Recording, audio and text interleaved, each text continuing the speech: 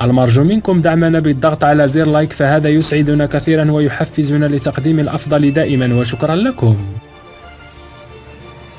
تتسارع فيه الأحداث وتحقيقات الفيفا إن صح القول بهذا المنطق، وتقييم الفيفا سيء جدا لجاهزية المغرب في احتضانه لكأس العالم 2030. هذا الملف المشترك سنة 2030 مناصفة مع البرتغال وكذا إسبانيا. أعطيني بعلام أول الصور في تقييم الفيفا لحالة البناء التحتية والملاعب المهترئة على الواقع وكذا على الورق. هذه بلاتي ما تزربش علينا ولد كروغوليه بلاتي. لا ديرناش الطياره بلاتي وندقوا معاك داكشي، لا دخلناش الشكلي في العقلي وتزرب علينا بلاتي. نجيب دوك داكشي بالمسطره وبالقانون. شنا كولد الكروغوليه حطي شي تصويره خاويه. فين هو الملعب؟ بغيتي تقول بان المغرب هاد الملاعب اللي نظموا كاس افريقيا ما كايناش في ارضيه الوجود، كاينه على الفراغ كيما حطيتي في الصوره. دابا ملعب فاس ما كايناش على ارضيه الوجود، ملعب مراكش، اكادير، الدار البيضاء، الرباط، طنجه ما كايناش كاع، كاينه على الصحراء القاحله بحال ديك الصوره اللي حطيتي. يا خويا لا سرحتي بوصبع الازرق. الله وابشرك خيرا فرحه ولد الكرغوليه. راه بالصحراء ما كايناش هذوك الملاعب. يا الله سرح لي بوصبع الازرق ما كايناش دوك الملاعب، كاينه بحال هكاك. الصحراء القاحله ما كاين لا مدرجات لا حتى حاجه. الا كونوا هانيين بوصبع الازرق راه جاب لكم الاخبار من المصدر ديالها. داك الشيء موتو بلاتي. شنو سميت داك الملعب اللي حطيتو؟ ركز معايا شنو هو تما. ملعب تطوان. يا راه مسخوط والدي. كنا باغي نفرحوك ونقول لك راه ما كايناش هذوك الملاعب، ولكن شوهتي راسك براسك مسخوط الوالد. ملعب تطوان جاب ملعب تطوان الهضره. علاش ملعب تطوان غادي ينظم كاس العالم؟ لا. كاس افريقيا لا. ايوا علاش خاشي تما؟ ايوا علاش القرايه زينه والانسان يبحث عاد يهضر؟ علاش كنقول لكم مساخيط الوالدين خدموا داك الربيع عقيل اللي عندكم جايبين صحراء قاحله وحاطين عليها ملعب تطوان. واش جاب ملعب تطوان الهضره؟ وكتاكد بان هذا الملعب راه غادي ينظم كاس العالم، يعني ضروري غادي يكون في كاس افريقيا. هو ما كاين لا في كاس افريقيا لا في كاس العالم. شنو اللي كاين بويا عمر خصنا نديوكم ليها مساخيط الوالدين. علاش كنقول لكم بحثوا شويه، قراو شويه، خدموا داك 4 حق اللي عندكم باش تقدروا تسلكوا راسكم بداك 4 حق اللي عندكم. ولكن الاشكال داك 4 حق وما كتفكروش به. كتسرح بوصبع الزرق بان هذا راه ملعب هو ما كاين حتى حاجه تما، وزايد حاط له ملعب تطوان وملعب تطوان ما عندوش شي دخل ولد مسخوط. ولد كريغيليه بحث شويه مصيبه صح. وطليناها معاكم مساخيط الوالد في قناه التلفزيون وجالس يكذب على احفاد الكراغيله. قال لهم هو هذا الملعب هذا راه ينظم كاس العالم وهو ما كايناش كاع. دورت عيني كيبان لي ملعب تطوان. واش جاب ملعب تطوان مسخوط الوالد الله.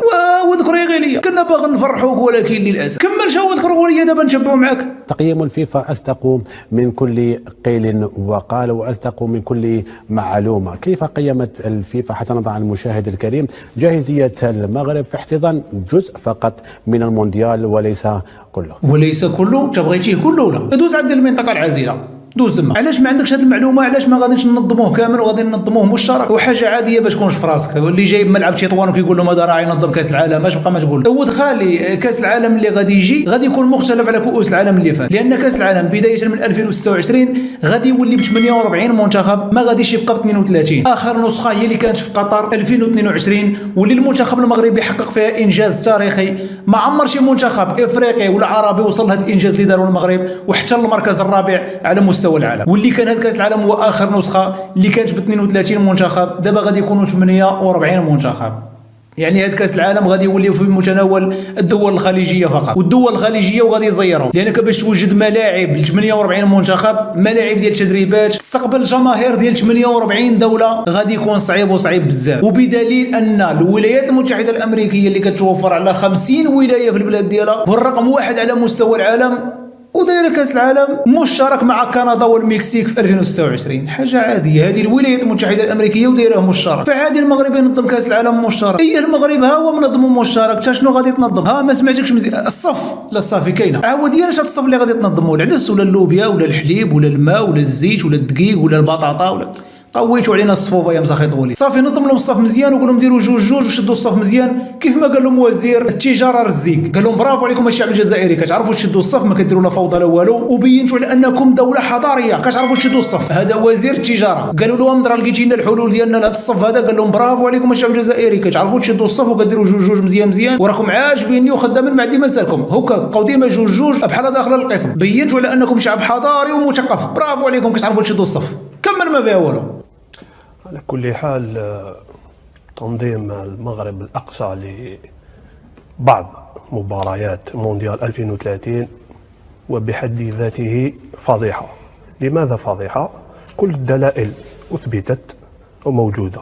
تقييم الفيفا الأخير ما هو إلا دلالة على أن هذا النظام المغربي استعمل أساليب غير رياضية. اساليب غير رياضيه؟ علاش؟ جبنا ورده الشالمونطيه تشطح الاعضاء الفيفا ولا جبنا الشيخ نانو؟ اعضاء الفيفا راه عجبهم الشيخ نانو والشيخ كريم الوهراني وداك سفيان، يا شطح على داك سفيان، يا ولد الحرام اللي كيبقى يلوز. مالك كتعصر بعدا انت بوحناك؟ انا كون كنت شي حدايا بهذه الحلقه هذه قسما بالله ما قديتش نقولها. انا شاك فيك انت بعدا، انا ما عمري شك فيك تيغزون. عرفتي واحد لحقت الحلقه كامله على المغرب لا يمكن، وشكيت فيك 100% انت شاد داكشي مغربي الصغر، 100% شي مغربي هو اللي مكرهك فينا صح. وهادشي علاش ما غاديش نلومك بزاف انايا، غادي نلوم داك المغربي على داكشي اللي دار، ما عرفناهاش دار. الا ما يمكنش على هذا الحقد اللي هازت من جهه المغرب ومن المغاربه، اكيد كاينه ان واخواتها وشي مغربي. الا ما تقولش ليا بوحناك حتى شي مغربي هو اللي يحقدك علينا، مالك هاز في قلبك ومطعون وكتلوم في الفيفا وتاش دخلك؟ مالكم مفقوسين وطاحنا راسكم؟ هضرنا على واحد الملف اكثر ما هضروا عليه المغاربه اللي هما ينظموه. وتخيل هذا الموضوع ديال كاس العالم 2030 وناقشوه القنوات الجزائريه اكثر ما ناقشوه القنوات المغربيه. غير في هذا الاسبوع هذا الاسبوع تفرج في شي 4 الحلقات، وهادو على اللي شفت انا، مالي ما شفتش علم الله. الفيفا كذا، المغرب غير جاهز، المغرب غير كذا، مالكم الحال؟ وكيتوجع وكيطرينح وكذا، مالك ما قاش تجلس ولا ياك ما داروا لك بحال شنقريحه ولا شي حاجه؟ هذا المغربي يكون دار لك بحال شنقريحه ما فيهاش، حيت ملي خديتي الكلمه بقيتي كدير ديك كتوجع بحال هكا، مالك شي كترطع. اجلس نيشان مالك فيك 60 جوله ما قاش تجلس ولا؟ مال مسعوده عندك مالها شنو فيها؟ اجلس نيشان تشبت معنا قول مالك كيطرينح الحلقه كامله هو خدام المخزن فوزي المخزن كذا فساد هذه مالك تخطوا وليدي. اجلس نيشان وتبش على مسعوده حيش كيطرينا هاي على ولد كريغيليه بوحناك. ما عمري شاد الكمار هذا منين خرج انا هذه المصيبه، هاز في قلبه ما هز ورده شالمونطيه. لطيفه تا كنقولوا سالا وعاد كيوليو يتزادوا. الله يعطيكم غباره ساعه ولد كرغوليه هو خدام مخزن فوزي القجال فساد مخزن كذا. انا قلت لك اللوم ماشي عليك، اللوم على داك المغرب. اما واحد مقدم البرنامج عم كشبر ياكل فيفا فرشات المغربيات. الله يقطعكم يا تريك المساخين. نظام المخزن، قبل أن نتكلم على التقييم، نظام المخزن دائما مرتبط بالفساد، هو مثال سيء للأنظمة. هذا النظام الذي أفلس فكريا وماديا ومعنويا واقتصاديا وسياسيا وثقافيا، حتى أنه يعني اطفت في المدة الأخيرة محاولات بائسة ويائسة من أجل الاستيلاء على الإرث والتراث والموروث الجزائري ثقافيا. اش كاين القضيه فيها شي مغربي في الصغر ولا ماشي مغربي؟ قلت لك هاز في قلبه ما هز ورده، حيت تشفقص الملعوق، حيت تشفقص يطردق المخزن كذا وهادي وطاطا. مالك لحالك مرض راسك ومعصب راسك وجاي البرنامج رياضي وجالس برنامج رياضي. حلف بالله تا برنامج رياضي، قسما بالله تا برنامج رياضي وما كاين على المخزن وكذا. واش دخل المخزن في الرياضه جات؟ العقده الابديه عاودوا لكم جدودكم على حقرونا المره وحقرونا. مالكم الحال؟ ما عرفنا كنتفرجوا في برنامج رياضي ولا سياسي ولا تفرقع مالك. ولكن اللوم على داك المغربي، راه قلت لكم داك المغربي هو السبب. السيد قلت لكم راه جاي هاز في قلبه ويعلم الله اش دار لك هذا المغربي هذا اخويا. ما عرفناش كيفاش القصه كيفاش داز. هو راه حقدك يا اخويا، والله لا حقدك بالله. على كل التقييم لم يفاجئني، التقييم هو امر واقع، لكن الغريب انه في تقييم الفيفا ما نقدرش نقول لك يعني الفيفا متواطئه بطريقه او ما. لست هنا لإلقاء التهم على هيئة كروية دولية كبيرة، لكن التقييم مثير للريبة. نعم مثير للجدل. شفنا أن إسبانيا والبرتغال أنقذا الوجه في تنظيم مونديال 2030. شفنا بعلام الصور. نعم شفنا تقييمات عالية لإسبانيا للملاعب الإسبانية وأيضا الملاعب في البرتغال. اما الكت لما تبسطوا هذيك كتوقف له عطاوهم ما يشرب، عطاوه الزمر يشرب دابا يجي فناري. دابا اللي ما شايفش داك التنقيط يقول ويل المغرب تفرش، اسبانيا والبرتغال هما اللي نقضوا المغرب، التنقيط ديال الملاعب المغرب والو ما جاب والو. ملي كتجي تقلب على التنقيط بحث بسيط زعما كلشي موجود، ادخل لجوجل تنقيط كذا كذا يطلعوا لك التنقيط. شوف لي التنقيط اخويا ديال الملاعب، هذا اعلى تنقيط اخويا 4.3 ديال من ذاك الملعب الاول ملعب الحسن الثاني بالدار البيضاء. 4 الملاعب اللي جابوا اعلى تنقيط كيف ما شفنا ملعب الحسن الثاني بالدار البيضاء، ملعب سانتياغو برنابيو بمدريد، ملعب الكامب نو ببرشلونه، وملعب الميتروبوليتانو ديال اتلتيكو مدريد. هادو 4 الملاعب جابوا نفس التنقيط 4.3 فيهم ملعب مغربي اللي غادا تكون السعه ديالو 115,000 متفرج، اكبر ملعب غادي يكون في كاس العالم، واحد من اكبر الملاعب على مستوى العالم، جاب اعلى تنقيط. ثاني اعلى تنقيط 4.1 كاين جوج ملاعب مغربيه، ملعب مولاي عبد الله بالرباط، ملعب فاس، وعاد زيد ملعب البيلباو، ملعب لشبونه، وملعب اشبيليه، ملعب بورتو. هادو ثاني اعلى تنقيط 4.1 فيهم جوج الملاعب مغربيه، جوج الملاعب اسبانيه، وجوج الملاعب من البرتغال. نمشيو للتنقيط الثالث اللي هو عباره عن 4 نقاط، فيه 3 الملاعب من المغرب، طنجه، اكادير، مراكش. يعني المغرب حاضر في التنقيط الاول الثاني والثالث، في احسن الملاعب اللي غادي ينظموا كاس العالم. يعني فين اسبانيا والبرتغال نقدوا المغرب في كاس العالم، وهو التنقيط ديال الفيفا. ومع ذلك كنقولوا مازال خصنا نجتهدوا، مازال خصنا نخدموا، مازال خصنا نطوروا راسنا، ما كنقولوش وصلنا، باقي خصنا نخدموا، باقي خصنا العمل. حنا ما كنبيعوش الوهم، حنا ما كنعيشوش راسنا في الوهم، حنا كنعيشوا في الواقع. الواقع ديالنا كيقول باقي خصنا نزيدوا نخدموا، باقي خصنا نزيدوا نطوروا راسنا. الطموح ديالنا ما عندوش واحد السقف، العمل ثم العمل، وما نهضروش حنا، نخليو العمل ديالنا هو اللي يهضر علينا. هذا هو الفرق اللي بيننا وبينكم. نتوما عايشين في واحد الوهم ديال انكم دوله وكذا والقوه وكذا وهادي، وفي ارضيه الواقع ما كاينه والو. انت كتناقش واحد الموضوع كيخص واحد الدوله اللي غادي تنظم كاس افريقيا وكاس العالم وكاس افريقيا لكره الصالات وكاس افريقيا للمنتخبات النسويه وكاس العرب، وباغا تنظم كاس العالم للانديه الجديد، وباقي العطي يعطي. انت ما منظم حتى حوايجك في الماريو ومبرزطنا، حوايجك في الماريو ما منظمهمش، وداخل سوق راسنا حنا ادويه بوحناك، مصيبه.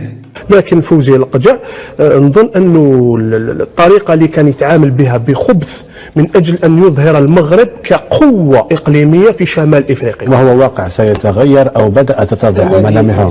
جا سكاليبوك نادي من اسواتيني ما بعدش بلون فو تاعو وما جاوش، ولا كفر البورتال والأمثلة عديدة. جيسبور صار لهم ما داروش حسابهم انهم لازم يجوا في الوقت، ولا كاف عاود وتليمينات جا سكاليبوك. هذا الشيء اللي قلت لك فوزي القجع كي تشوفوا أنت في المكتب التنفيذي للفيفا والكاف، انت تقول الاتحاد شمال افريقيا لمنطقه شمال افريقيا، تقول هذا الشخص راح يقدم الكثير لهذه المنطقه والدول، لكنه يخدم فقط المغرب. نعم، وهذا واقع سيتغير او بدات تظهر ملامحه رفيق، انه سيتغير برئاسه او بقياده وليد صادي والاتحاد الجزائري لكره القدم الذي. لنا في هذا الكلام كنتفق معك ابو جغاضر. الفوز رجع كيخدم على المصلحه ديال المغرب، علاش ما يخدمش المصلحه ديال الجزائر؟ يدافع على الجزائر لان ما عندهاش الرجال السي. حشومه على فوز رجع يخدم على المصلحه ديال البلاد ديالو، ما يخدمش المصلحه ديال الجزائر. شاف الجزائر ما عندهاش الرجال وما يخدمش المصلحه ديالها. خدا كاس افريقيا، خدا كاس افريقيا للمنتخبات النسويه، خدا كاس العالم، خدا كاس افريقيا لكره الصالات، كاس العرب، حتى الكيسان كامل داهم، ويعطينا شي غراف ولا يعطينا شي حاجه، ويكون لنا شويه في شي قفاله ولا شي حاجه، مخلينا بوحدنا. علاش ما يعطيناش شي كاس حنا ننظموه؟ شاف الجزائر ما عندهاش الرجال بقى كيديرها بوحده، هو داكشي اللي بغا. لا في هذه انا كنتفق معاك، الجزائر ما فيهاش الرجال وما كاينش اللي يدافع عليها، هو يدافع عليها. يا فوزي رجع طماع كيقلب على المصلحه ديال البلاد ديالو، علاش ما يشوف شويه في جهه الجزائر؟ الجزائر مسكينه ما عندهاش الرجال اللي يخدموها واللي يدبروا عليها، ياك دار لهم مع شويه في القفاله وعطاهم شويه، خدا هو الكيسان كامل ما نزيد. لا بوش غادر في هذه انا كنضامن معاك، عندك الصح، الجزائر ما فيهاش الرجال، عندها ازمه ديال الرجال، كان فوزي رجع هو يتضامن معاهم، خصوصا ان فوزي رجع عدى الكيسان كاملا وفي غادي، ديش الكيسان براد وفيه باغي غادي، يكب لهم شويه في القفاله ولا عطيهم شي غراف ولا شي حاجه، دير معاهم شي حاجه. عمي رجع هو ثاني ديش الكيسان كاملا، بوش غادر هو بقى فيه الحال. هذوك الحناك عندك عاد ديال الطرشه بوش غادر هاز في قلبه الملعوق، مره هاز في قلبه. حتى قلت لك ساعه صاحبي ساعه، رانا اختصرت لكم كلها اساءه للمغرب ورجالات المغرب، كيهضروا على واحد الموضوع لا يخصهم. ما كنتي مرشح تنظم كاس العالم، ما عندك حتى شي دخل، جالس تناقش موضوع بعيد عليك كل البعد، وجالس كتعطي مغالطات، جايب ملعب ما عنده حتى علاقه، تنقيت اللي كتهضر عليه راه العالم كامل شافو، على من كتكذب الله اعلم، وفي الاخر جالس كتلوم فوزي رقجع علاش ما يعطيناش حنا شي غراف، الكيسان كامل داهم هو. راه قلت لكم هذه شحال سيروا الجوميه يشريو شي راجل لا لقيتوه تما كيجيو. حلقه كلها اساءه للمملكه المغربيه ورجالات المملكه المغربيه، وهذا الشيء فقط 1% من داك الشيء اللي كنشوفوه وكنسمعوه على بلادنا، لان هاد الناس القلوب ديالهم عمرات بالحقد على المغرب. والله يحفظ المملكه المغربيه والله يحفظ رجالاتها والله ينصرنا على من عادانا، وباذن الله باذن الله غادي نخرجوا منتصرين في جميع التحديات اللي خذيناها، لانه خلاها الملك الراحل الحسن الثاني الله يرحمه ويوسع عليه. نحن بلد التحدي ومستعدون لها اذا فرضت علينا.